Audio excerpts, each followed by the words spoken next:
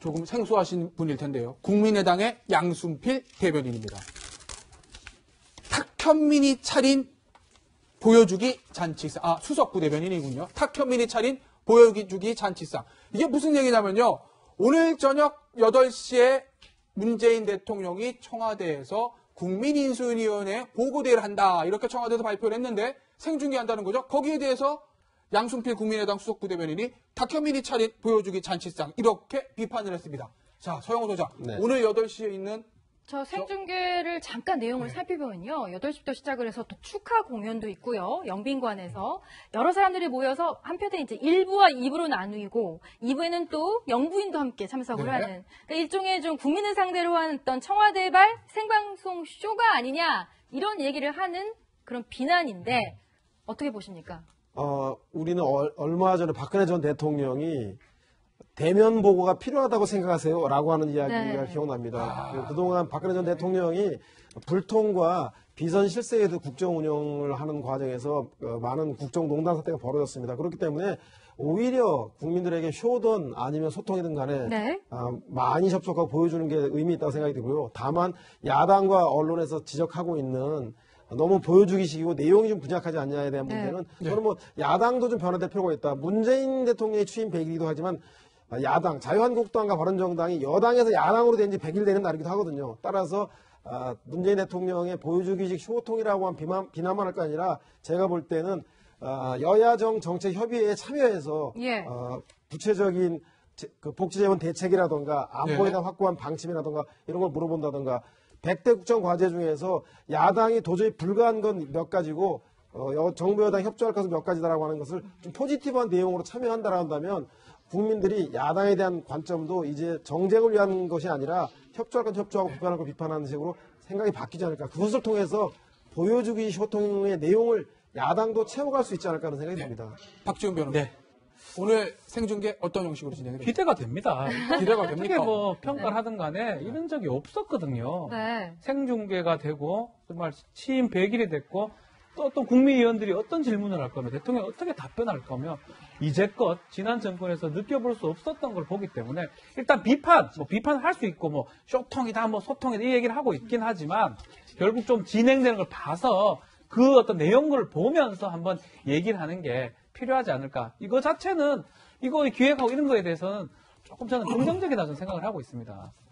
근데 이런 측면도 봐야 될 것 같아요. 그러니까 대통령이 국민과 열심히 소통하려고 하는 걸 누가 뭐라고 하겠습니까? 근데 문제는 뭐냐면 국민 인수위라고 딱 규정을 줬거든요. 국민 인수위. 네. 근데 저분들 그 국민 인수위의 인수위원들이 정말 국민을 대표할 수 있는 걸까? 저는 사실 의문이 들거든요. 그러니까 그야말로 광화문 1번가에 열심히 참여했던 사람들. 대선 당시에 보면 그 문재인 대통령을 열성적으로 참여했던 사람들.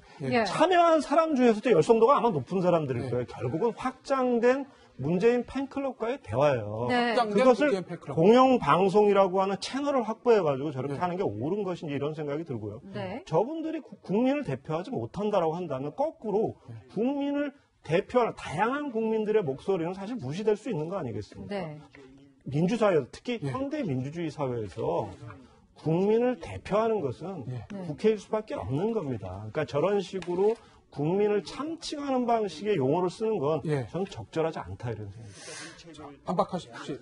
아닙니다. 저는 뭐 일정부 맞고요. 대의민주주의가 있는 속에서도 국회와 정당들이 국민들로부터 신뢰를 받고 있지 못하기 때문에 대통령이나 정치인들이 직접 소통하는 부분들 또한 보완돼야 될 점이라는 생각이 되고요. 저는 뭐 아까 말씀드린 대로 복지 재원에 대한 문제라던가 비정규직의 정규직 일자리 문제에 대해서 야당이 그 정치적인 논평을 통해서 공방만 할 것이 아니라 국회에서 여야정 정책협의회나 이런 걸 통해서 보다도 국민들이 불안해하지 않도록 그 재원 방안이라든가 구체적 세부적 내용들을 함께 논의해 나간다면 보다 생산적인 국정이 되지 않을까 하는 생각이 듭니다. 저는 한선임 국장님이 이제 얘기하시는 거 보면서 오늘 뉴스뱅크에 나오실 게 아니라 대국민 보고대회에 가서 지금 방금 하셨던 얘기를 하셨으면 정말 대국민 보고대회가 되는 거 아닌가. 다시 말하면 대통령님 잘하고는 있는데요. 이런 부분은 좀 모자랍니다. 이런 부분은 좀 섭섭합니다. 이런 부분은 못하는 거 아닙니까? 이런 얘기도 나와야 된다는 말씀이신 거잖아요. 그러니까 정치가 기본적으로 포퓰리즘 성격을 가져요. 특히 민주사회에서 국민 여론 어떻게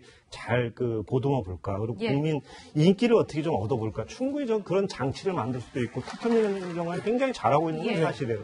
그렇지만 그 국민 일반을 대표하는 것처럼 저렇게 얘기를 하면 안 된다는 거예요. 네. 그러니까 국민을 대한민국에서 그리고 현대 민주주의사에서 국민을 대표하는 제도화된 국민은 네. 국회인 거죠. 이것을 자꾸 우회하려고 하면 예. 국회와 대통령 간의 협치도 어그러질 뿐만 아니라 어차피 모든 문제들은 법과 원칙에 따라서 국회와 대화를 통해서 문제를 풀어야 되는 거거든요. 예. 거기서 막히면 국정이 굉장히 어려워지는 겁니다. 결국은 지금 보여주듯이 이런 여러 가지 행사들 네. 좋은 일이지만 네. 결과적으로 국민적 평가는 국정의 성과를 가지고 말하는 거 아니겠습니까? 예. 소통도 중요하죠. 소통의 질과 소통의 결과가 훨씬 중요하다는 점을 네. 잊지 말아야 한다는 거예요. 원래 백일 잔치가 네. 가까운 친척들하고 모여서 하는 거니까요.